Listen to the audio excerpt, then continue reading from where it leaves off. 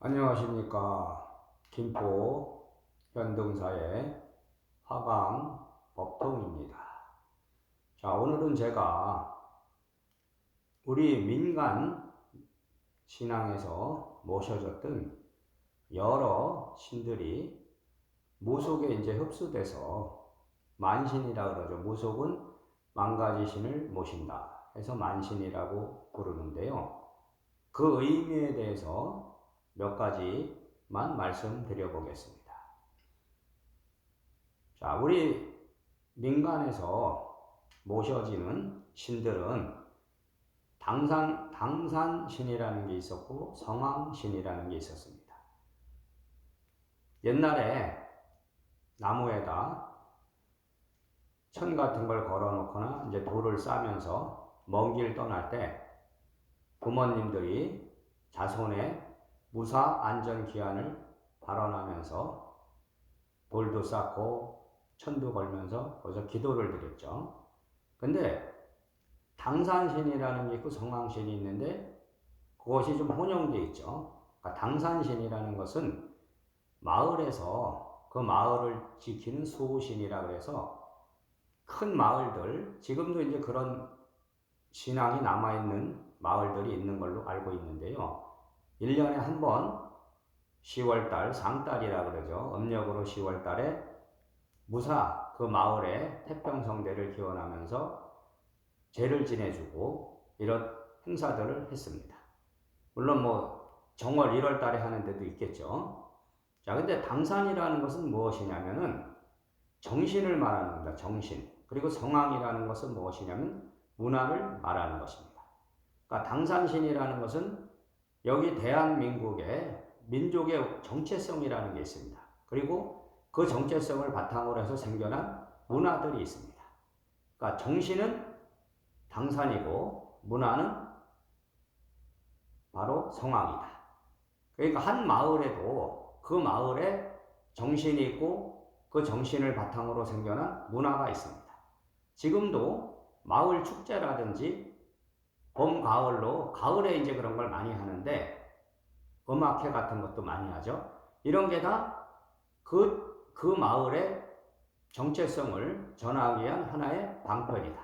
그러니까 그것이 그 마을의 정신을 바탕으로, 당산을 바탕으로 생겨난 문화, 바로 당산신과 성왕신의 의미다.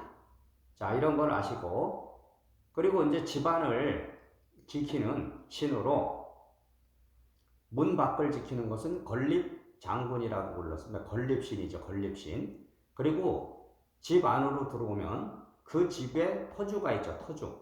토지신이 있고, 그리고 부엌에는 조왕신이 있고, 그리고 성주신, 그 집안을 지켜주는 신을 성주신이라고 불렀습니다. 그리고 화장실에도 뭐 측간에 있는 측신이다, 이런 신들이 있었는데, 지금도 무속에서는 건립장군이라는 것을 중요시하고 있죠. 그러니까 문 밖을 지키는 수호신이고, 그럼 그 건립장군은 뭐냐? 우리가 이제 군대를 가면은 밖에서 거기 그 군대를 지키는 초병들이 바로 건립이 되겠죠. 근데 건립이라는 것은 여러분의 마음에 다 있는 거죠.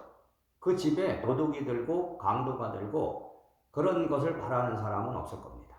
그러니까 그 집을 지키겠다는 여러분들의 마음이 수호신의 형태로 나타나는 것이 바로 건립장군이다. 근데 건립장군은 조상에서 왔다 그러죠.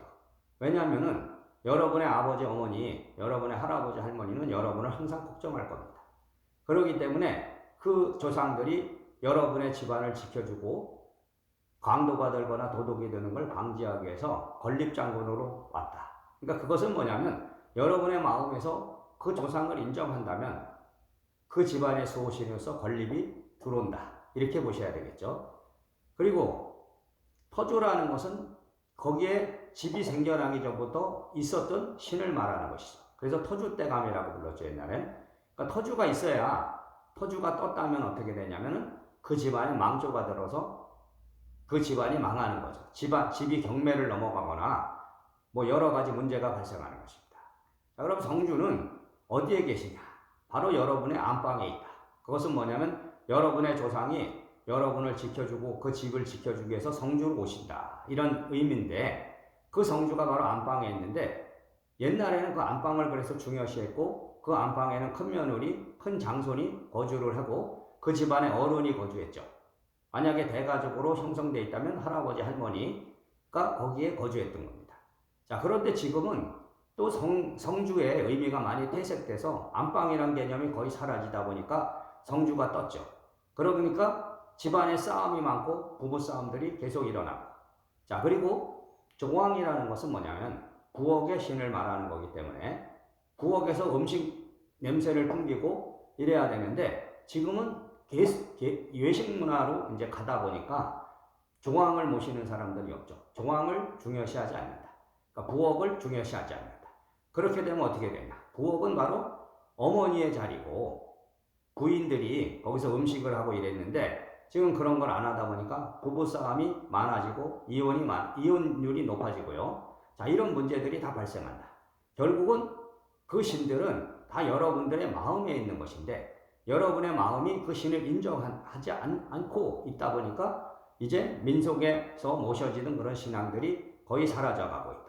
근데 그 신앙이 남아있는 게 무속인데 무속 또한 하나의 문제점을 갖고 있는 것은 무엇이냐면 너무 형식화되어 있다.